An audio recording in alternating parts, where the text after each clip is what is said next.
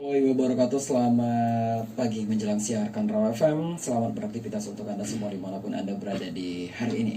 Rekan Raw FM di edisi hari Kamis di hari ke-21 di bulan Januari 2021. Tentunya kita kembali lagi dalam program spesial di studio Raw FM, yang mana hingga informasi pukul 12 nanti 1 jam ke depan kita hadirkan talk show maupun bincang-bincang yang kita berikan program belajar di udara bersama Madrasah Sanawiyah YPKS Kota Padang Sidimpuan. Ya, rekan Raw FM di studio Raw FM sudah hadir narasumber kita selaku guru bahasa Indonesia yang akan membahas materi menelaah struktur dan ciri kebahasaan dan teks pidato persuasif yang akan dikupas oleh narasumber kita. Langsung saja kita sapa dulu. Assalamualaikum, ini dia Bapak Marapai Masiregar. Assalamualaikum Pak. Waalaikumsalam. Apa kabar ini Pak di hari ini? Kamu kabar baik. Baik. Iya. Nah, dan tentunya Pak Marapai Masiregar tidak sendiri dan ada didampingi ibu-ibu kita juga. Mungkin boleh diperkenalkan? Assalamualaikum warahmatullahi wabarakatuh. Kami dari MTS YPKS Padang Sidimpuan akan mengajak kita semua untuk belajar di udara. Dan perkenalkan, nama saya Lela Permatasari Pasaribu. Saya adalah guru bahasa Indonesia. Assalamualaikum warahmatullahi wabarakatuh. Perkenalkan, nama saya Ibu Holida Penta Pulungan. Di sini kita akan belajar melalui udara. Baik. Nah, jadi untuk belajar di udara seperti tema yang sudah disebutkan, menelaah struktur dan ciri kebahasaannya dan teks pidato persuasif. Iya. Nah, sebelumnya apa sih latar belakang diambilnya tema ini Pak selaku guru bahasa Indonesia? Iya. Teks pidato persuasif itu adalah salah satu keterampilan berbicara, di mana keterampilan berbicara itu dituntut supaya kita sanggup untuk berbicara di depan halayak ramai dan mungkin kita bisa terkenal. Nah, itulah latar belakangnya kita mengupas struktur teks pidato ini. Nah, ini adalah memang materi dari kelas 9 di semester ganjil, ya. Nah, Baik. Nah, mungkin seperti yang dikatakan oleh Pak Marapai Masiregar ya, agar bisa menjadi public figure, mungkin public Iya, speaking iya. ya. Nah, mungkin silakan langsung Pak materinya. ya. Selamat siang para pemirsa. Di siang hari ini kita akan membahas tentang struktur teks pidato persuasif, di mana struktur teks pidato itu dibagi menjadi 3. Yang pertama dia adalah bagian dari pembuka. Bagian pembuka itu juga masih ada 3. Yang pertama adalah salam pembuka, terus dilanjutkan dengan ucapan syukur, terus ucapan penghormatan. Jadi kita harus salam pembuka itu diucapkan dengan Assalamualaikum warahmatullahi wabarakatuh. Terus yang kedua, ucapan syukur. Kita bersyukur kepada Tuhan atau kepada Allah Subhanahu wa taala karena kita masih diberikan kesempatan untuk berbicara. Terus yang ketiga, ucapan penghormatan, ya. Penghormatan kepada tamu-tamu yang datang. Itulah dia bagian pembuka dari struktur teks pidato. Terus yang kedua adalah isi ataupun inti yang ingin kita sampaikan. Itu dia.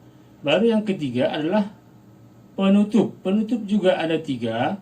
Yang pertama kesimpulan, yang kedua permintaan maaf, dan yang ketiga adalah salam penutup. Itulah dia struktur dari teks pidatonya. Sedangkan dari ciri kebahasaannya yang kita bahas di sini adalah tentang yang pertama, kalimat aktif. Ya, kalimat aktif ini pasti ada di dalam teks pidato, ya. Kalimat aktif artinya adalah kalimat yang subjeknya melakukan tindakan ataupun pekerjaan. Jadi kalimat aktif mempunyai pola subjek, predikat, dan objek atau yang biasa disebut dengan SPO. subjek, predikat, dan objek. Subjek itu adalah pelaku, sedangkan predikat adalah pekerjaan yang dilakukan oleh si pelaku ataupun subjek. Terus yang ketiga objek. Objek adalah bisa dikatakan dia benda dan tempat, menunjukkan tempat. Bagaimana contohnya? Contohnya, Aini membaca buku. Aini itu sebagai subjek, sedangkan membaca adalah sebagai predikat, dan buku adalah objek. Perlu kita ketahui, ciri khas dari kalimat aktif ini, predikatnya itu selalu diawali dengan awalan me ataupun imbuhan me. Siapkah Anda dengarkan suara kami? Siapkah Anda termotivasi dengan suara kami? Alhamdulillah. Siapkah Anda menjadi sukses karena Anda selalu dengarkan suara kami? Rau FM membuka cakrawala untuk sukses bersama. Langsung aja. Rau Enggak, FM, saya Pak. channel terbaik Anda. Your lifestyle. Your lifestyle.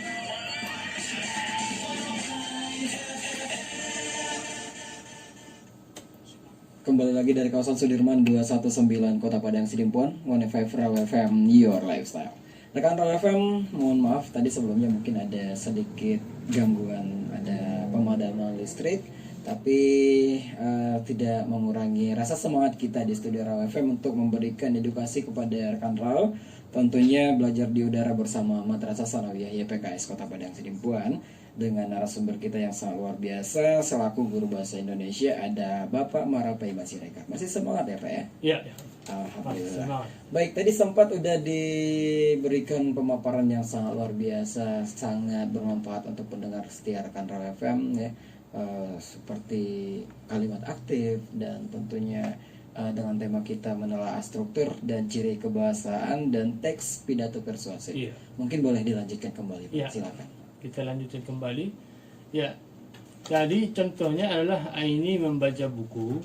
Jadi Aini itu tadi sebagai subjek, sedangkan membaca dia adalah predikat, buku objek. Itulah dia. Jadi seperti yang saya katakan tadi, imbuhan yang dipakai pada predikatnya itu selalu diawali dengan awalan me. Itu dia untuk kalimat aktifnya. Ya, kalau ada kalimat aktif, ada kalimat pasif. Artinya kalimat pasif itu adalah kalimat yang subjeknya dikenai tindakan. Itu dia. Jadi kalimat aktif itu bisa ditukar menjadi kalimat pasif.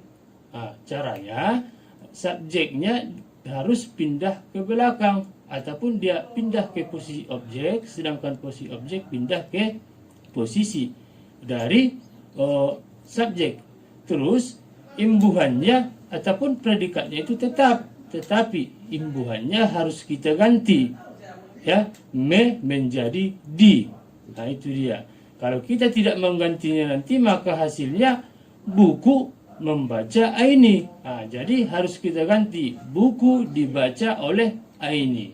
Itu dia. Tapi kalau kalimat pasif tidak bisa diganti menjadi aktif, tapi kalau kalimat aktif bisa kita ganti menjadi kalimat pasif.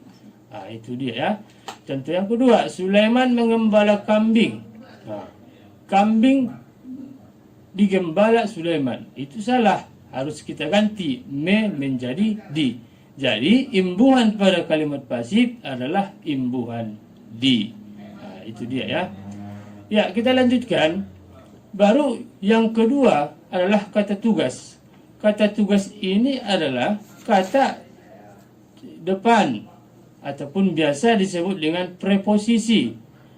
Bagaimana contohnya? Kata depan ini contohnya di, pada, ke, kepada, akan, oleh, hingga, dan sampai. Kalau dia dipakai dalam kalimat, bisa dia menunjukkan tempat, arah, di mana, kepada siapa, akan tetapi, oleh, hingga, dan sampai. Itu dia pada preposisi. Lalu selanjutnya adalah konjungsi. Konjungsi ini adalah kata sambung. Kata sambung biasa juga dipakai dia di tengah-tengah kalimat. Apa kata sambung itu? Dan, serta, tetapi, sedangkan, dan atau. Ya, itu dia kata sambung. Artikulasi itu yang ketiga, kata sandang ya. Artikulasi ataupun kata sandang. Kata sandang itu contohnya apa? Sang, hang, tunggu, sri, ataupun yang. Jadi kata sandang ini biasa dipakai itu di kerajaan. Berarti kata sandang ini banyak dipakai pada zaman-zaman dahulu. Seperti Sri Sultan ya. Itu dipakai pada zaman dahulu untuk menyebutkan dia gelar-gelar kerajaan ataupun gelar-gelar bangsawan. Ya, yang selanjutnya adalah interjeksi ataupun disebut dengan kata seru. Kata seru ini contohnya bagaimana? Contohnya bah, wah, asik, aduhai, amboi. Itu dia dan lain-lain ya. Selanjutnya adalah partikel. Partikel contohnya bagaimana? Partikel lah, kah, dan pun. Berapakah? Berapa? Berarti itu ditambahkan dengan partikel kah. Walaupun, walau itu sebagai kata dasar, sedangkan pun itu adalah partikel.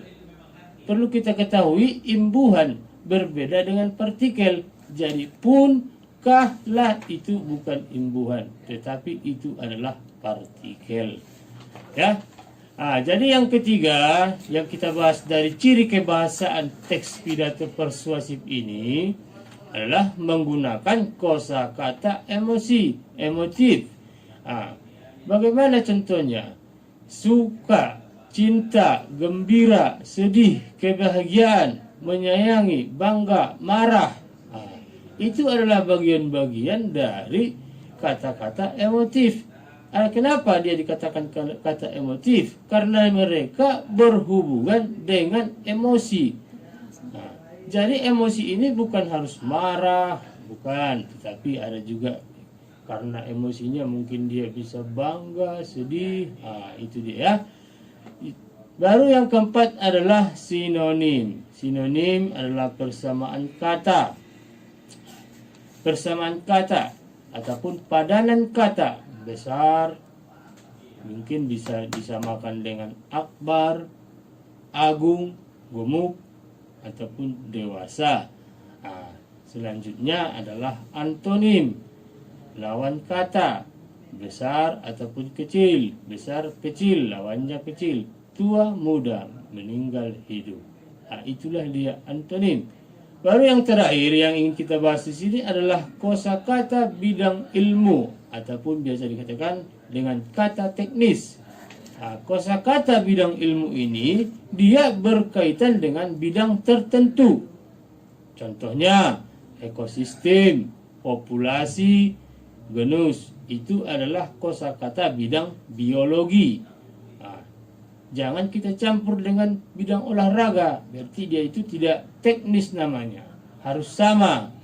Seperti arus listrik, biofisika, elektron.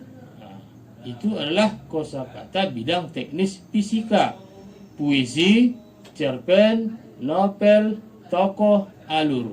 Itu adalah teknis dari bahasa Indonesia ataupun sastra. Lalu yang keempat adalah hakim, jaksa, terdakwa, ekspresi, pledoi. Itu adalah kata teknis dari hukum. Jadi inilah pembahasan kita pada siang hari ini. Mungkin kalau ada yang ingin bertanya silakan. Ya. Baik, nah itu dia rekan Raw FM pemaparan materi dari Bapak Marapai Siregar ya dengan beberapa yang disampaikan tadi. Semoga rekan Raw FM menambah wawasan dan pengetahuan Anda semuanya. Namun buat kalian yang mau bertanya nantinya boleh kalian pergunakan di 082299996105 atau di 0634253994 melalui telepon ataupun chatting WhatsApp bisa dari DM Instagram atau inbox di Messenger Facebook. Bisa juga kamu pergunakan, tentunya kasih tahu nama, alamat ya. Dengan materi kita tadi menelaah struktur dan ciri kebahasaannya dan teks pidato persuasif. Tentunya rekan Raw FM sesaat lagi kita kembali lagi, tapi setelah lagu dan komersial break berikut ini. Just stay tune. Your Lifestyle rekan Raw FM masih di belajar di udara. Tentunya bersama narasumber kita Bapak Marapai Masih Regar, juga dengan ibu-ibu kita yang luar biasa ya. Masih semangat ya? Semangat terus. Alhamdulillah. Baik, masih dengan tema yang sama tadi. Mungkin di sini tadi ada sedikit yang ingin saya tanyakan juga Pak, tentang adanya yang namanya kalimat pasif dan kalimat aktif. Iya. Tadi katanya kalimat aktif itu bisa dijadikan jadi pasif. Iya. Dengan beberapa pergantian posisi antara subjek dan objeknya, Iya. dan tentunya dengan imbuhan kata kerjanya seperti itu mungkin ya. Iya. Misal seperti tadi Aini membaca buku, berarti yang dibaca si Aini itu adalah buku. Iya. Dan artinya bila dipasifkan, buku dibaca si Aini, Iya. seperti itu ya. Nah, dengan begitu dikatakan oleh Pak Marapaima tadi, pasif tidak bisa jadi aktif. Iya. Kalau aktif bisa jadi pasif. Ya, kalau aktif bisa menjadi pasif. Kenapa kan? Kalau dia pasif itu kan namanya sudah bisa dikatakan dia tidak hidup. Iya. Nah, makanya dia tidak bisa diganti. Nah, dasarnya adalah aktif. Iya. Nah, itu dia Pak. Nah, Oke. jadi aktif dia bisa diganti menjadi pasif karena aktif itu kan bisa berubah. Baik. Nah, kalau pasif dia sudah mati, sudah tidak bisa kita ganti lagi. Baik. Nah, bagaimana kalau seandainya dengan adanya statement ataupun yang sering kita baca di media, Iya. baik di berita, adanya dalam berita itu, ya saya mengucapkan terima kasih kepada seluruh masyarakat Kota Padang Sidimpuan, ungkap Wali Kota Padang Sidimpuan. Seperti itu mungkin ujungnya, seperti itu ya. Ungkap Wali Kota Padang Sidimpuan. Kan itu adalah kalimat yang disampaikan oleh orang seperti itu dan dibaca oleh kita begitu. Apakah itu termasuk kalimat pasif atau kalimat aktif itu, Pak? Iya, itu adalah contoh dari kalimat langsung.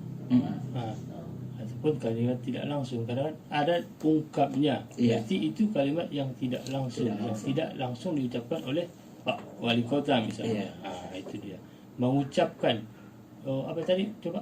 Misal, Iya. saya mengucapkan terima kasih kepada seluruh masyarakat Kota Padang Sidimpuan, ungkap Wali Kota Padang Sidimpuan, Iya. seperti itu. Saya mengucapkan kan, saya mengucapkan terima kasih. Memang di situ ada kata mengucapkan. Apakah itu bagian dari kata kerja? Iya. Nah, itu dia. Saya mengucapkan terima kasih atas kata Wali Kota Padang Sidimpuan. Nah, di situ tidak ada objeknya. Iya.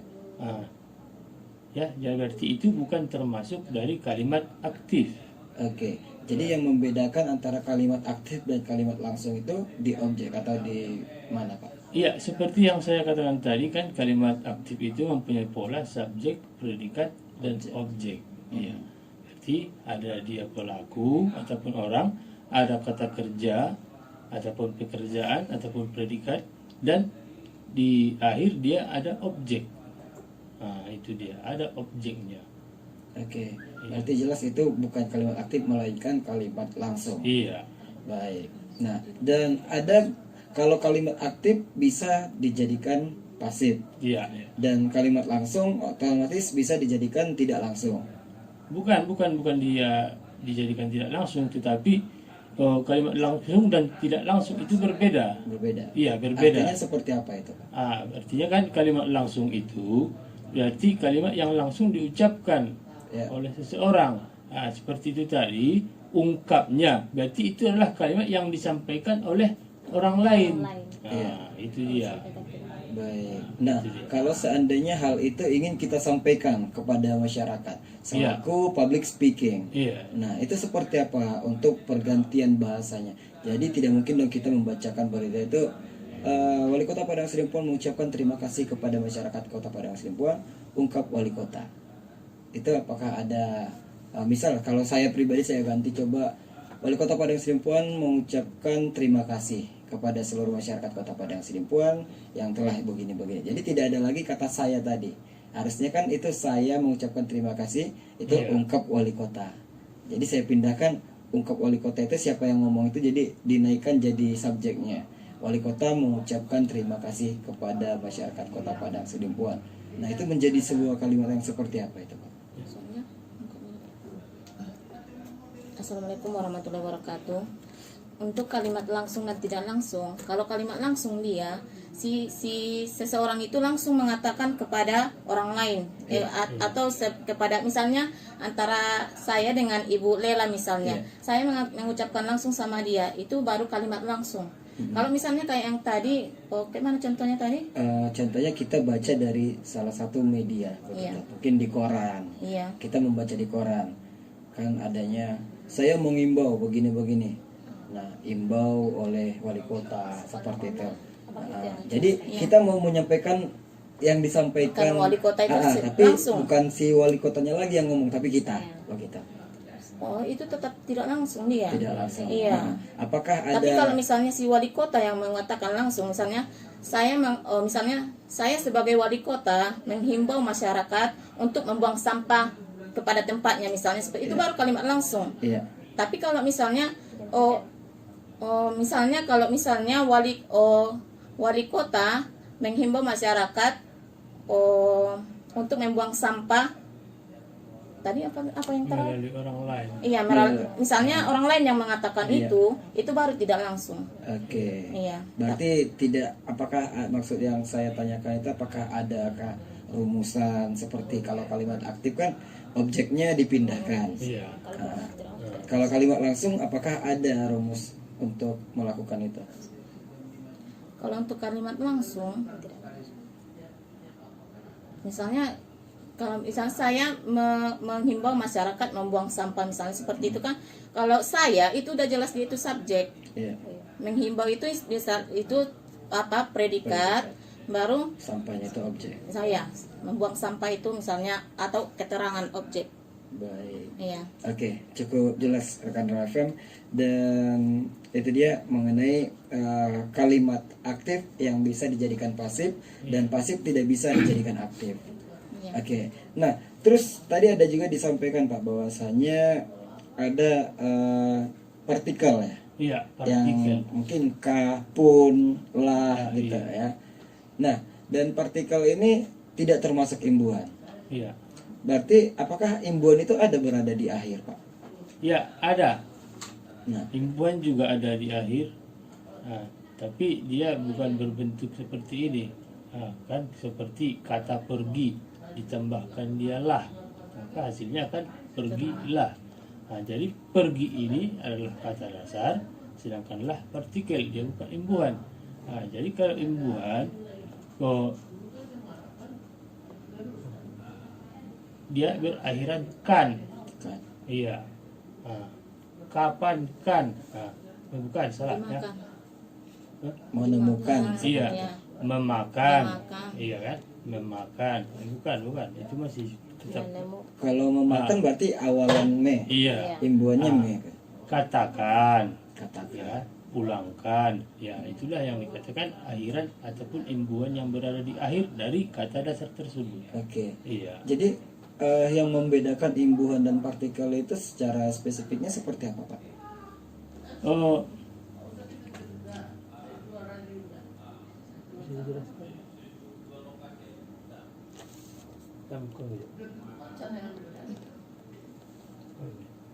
Ya mungkin bisa dijelaskan oleh Kalau untuk saudara imbuhan dengan Apenta. partikel kan udah adanya itu apanya, syarat-syaratnya, yang mana yang dikatakan dengan imbuhan, yang mana dikatakan dengan partikel. Oke. Iya. Misal. Misalnya kayak yang tadi kan, kalau dia imbuhan misalnya me, di, ke, ya. Kalau misalnya partikel dia ka, lah gitu. Udah ada kian dia apanya. Misal seperti meskipun gitu. Iya. Punnya itu merupakan partikel. Partikel, iya. Dan walaupun seperti itu. ya. Iya. Dan kalau yang misal pulangkan, kannya itu Imbuhan. merupakan imbuhan, Imbuhan, bukan partikel ya. Dan berarti tergantung kalimat kata dasarnya itu berarti yang mengartikan digabungkan dengan apa dia. apakah itu partikel dan apakah itu imbuhan, itu tergantung penggunaan kata dasarnya. Iya. Nah, jadi cukup jelas rekan Raw FM. Mungkin buat kalian yang punya pertanyaan boleh dikirimkan melalui WhatsApp di 0822 9999 6105. Ini kita baca yang dari WhatsAppnya Rawa FM. Assalamualaikum, ini Nana di Aiktohol. Kak, cara untuk menjadikan pidato yang benar itu seperti apa sih? Nah, ini mungkin masuk ke pidato ini, Pak. Mungkin boleh dijelaskan. Coba diulangi pertanyaan Pak. Ini Nana di Aiktohol mau bertanya cara berpidato yang benar itu seperti apa sih? Iya, cara berpidato yang benar itu, jadi kalau kita lihat Bung Karno dulu berbicara, bagaimana dia menarik perhatian daripada pendengarnya. Kalau kita lihat, kita harus tenang, ya, kita harus tenang supaya kita bisa berbicara dengan apa yang ingin kita sampaikan itu berjalan dengan mulus. Oke. Apalagi kalau dia berpidato itu tujuannya kan merayu, membujuk agar si pendengar bisa kita rangsang mendengarkan apa yang kita sampaikan. Nah, itu dia. Jadi ketenangan yang perlu apabila kita ingin berpidato dengan baik dan benar. Ya. Baik, ini mungkin agak menarik ini Pak. Pidato.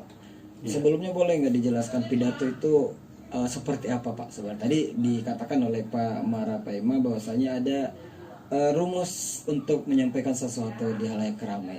Misal pembukaannya atau kalau bahasa Islamnya muqaddimah seperti itu ya Pak ya. Ada muqaddimahnya, ada inti, ada closingnya seperti salam, assalamualaikum warahmatullahi wabarakatuh, dan puji syukur seperti itu kalau kita di Muslim ya, dan adanya menyapa tamu tadi ataupun yang terhormat. Nah sebenarnya kalau menurut rumusan pidato yang betul itu, saya mungkin juga awam untuk hal itu. Apakah diduluankan yang terhormat ataukah untuk menyapa ataupun puji syukurnya itu? Ada sebagian yang saya hormati ini baru dia salam baru puji syukur. Nah, ada salam dulu, ada puji syukur baru yang saya hormati. Iya. Jadi kalau memang di kebiasaan yang kita dengarkan memang ya kita mengucapkan dulu ucapan syukur. Ya bahwa kita itu kan ucapan syukur ini kan bentuk syukur kita terhadap Yang Maha Kuasa. Jadi kan makhluk yang tertinggi lah bisa dikatakan adalah bisa dikatakan Tuhan ataupun Allah Subhanahu Wa Taala. Sementara kalau dia untuk penghormatan itu kan kepada tamu itu kan masih manusia. Jadi kalau menurut saya yang pertama diucapkan dia adalah salam, baru kepada ucapan syukur, dan yang ketiga atau yang terakhir adalah kepada penghormatan terhadap tamu-tamu yang datang ataupun para pendengar. Seperti itu. Oke. Dan itu apakah ada salah satu misal untuk sastra seperti itu Pak diwajibkan harus seperti ini atau kembali ke situasionalnya Pak? Ya, kalau memang kalau dia di dalam pelajarannya itu yang pertama adalah salam pembuka, baru kepada penghormatan, baru kepada ucapan syukur. Nah, tapi kalau kita sering mendengar, yang mengucapkan penghormatan itu di terakhir dia. Oke. Iya. Dan seperti itu. Baik. Nah, jadi ini menurut rekan Rawa FM yang tadi udah bergabung, terima kasih banyak. Yang mana sudah jelas, saya juga setuju bahwasanya untuk ataupun teks pidato itu itu karena berdasarkan dari teks juga. Nah, jadi untuk mendapatkan cara ataupun klimaks sebagai public speaking, apa sih yang paling dibutuhkan mungkin biasanya Pak? Ataukah penggunaan bahasa yang sesuai KBI seperti itu ya? Ataukah harus dengan bahasa yang sesuai dengan tempatnya? Ataukah banyak kita dengar juga sekarang bahasa alay begitu? Ada seperti apa Pak? Jadi kalau menurut saya penggunaan bahasa itu sebenarnya sudah diatur, tetapi kadang kalau kita ingin berbicara itu kita harus melihat situasi, kita lihat kalangan-kalangan yang hadir seperti apa. Mungkin kalau dia seperti di kampus yang hadir adalah orang-orang akademik, tidak mungkin kita memakai bahasa-bahasa yang seperti banyak kita dengarkan saat ini kan. Tapi kalau kita berbicara mungkin di bisa dikatakan di kampung atau di ya tergantung apanya lah kondisinya. Kondisi, Iya. Baik. Tapi mungkin masih banyak pengetahuan tentang KBI ataupun sekarang masih KBI atau EYD ya Pak ya untuk bahasa. Ya sekarang masih tetap iya kamus besar bahasa Kamus Besar Bahasa Indonesia ya. Nah, jadi penggunaan bahasa itu sangat banyak sekali, terkadang salah artikan seperti itu, Iya. dan bahkan kalau kita telusuri dalam bahasa sastra Indonesia itu banyak bahasa-bahasa yang kurang dipahami. Misal integritas, zona integritas, tapi orang masih bingung apa itu arti integritas itu. Iya. Nah, seperti itu. Mungkin nanti masih ada satu sesi lagi rekan Raw FM yang bakalan kita hadirkan di ruang dengar Anda tentunya setelah lagu dan komersial break berikut ini. Just stay tune. Kita dengarkan dulu kesimpulan ataupun closing statement dari narasumber kita. Silakan Pak.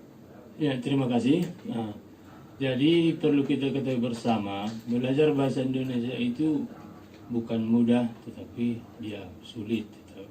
Nah, ya, dibandingkan kalau kita berpikir dulu, matematika itu membingungkan ya. Lebih membingungkan lagi kalau kita belajar bahasa Indonesia, karena setiap huruf ataupun penulisan huruf, semua itu dibahas dalam bahasa Indonesia ini. Jadi untuk kita semua jangan kita beranggapan bahwa bahasa Indonesia itu mudah tapi sulit. Tetapi kalau ingin kita belajar, mungkin bisa kita memahaminya. Itu saja. Mudah-mudahan apa yang kita sampaikan ini bermanfaat. Ya. Terima kasih. Assalamualaikum warahmatullahi wabarakatuh. Mungkin dari ibunya ada yang mau ditambahkan, silakan. Untuk closing statement cukup. Atau ini silakan. Kami akan menambah dari sini. Mungkin kesimpulan dari yang kita bahas hari ini adalah tentang pidato ini. Siapa saja bisa berpidato, asalkan dia mampu untuk berbicara dengan tenang di depan halayak ramai. Itu saja kuncinya, tenang, dan kita menguasai apa yang ingin kita ucapkan. Hanya itu saja. Mungkin cukup sekian kesimpulan dari kami. Sekian, assalamualaikum warahmatullahi wabarakatuh. Baik, terima kasih, cukup jelas ya. Yang penting jangan nervous, Iya, seperti iya. itu. Oke rekan Raw FM, terima kasih buat ibu-ibu yang sudah hadir mendampingi Pak Marapaima Siregar. Semoga apa yang kita sampaikan ini bermanfaat untuk rekan Raw FM yang ada di rumah, dan ini menambah wawasan, pengetahuan, dan kita mendapatkan amal jariah dari semua itu. Amin ya rabbal alamin. Dan tentunya semoga kita bisa bertemu lagi dengan pembahasan-pembahasan yang lebih menarik lagi. Salam buat keluarga besar Madrasah Sanawiyah PKS Padang Sidimpuan. Sampai ketemu lagi. Assalamualaikum.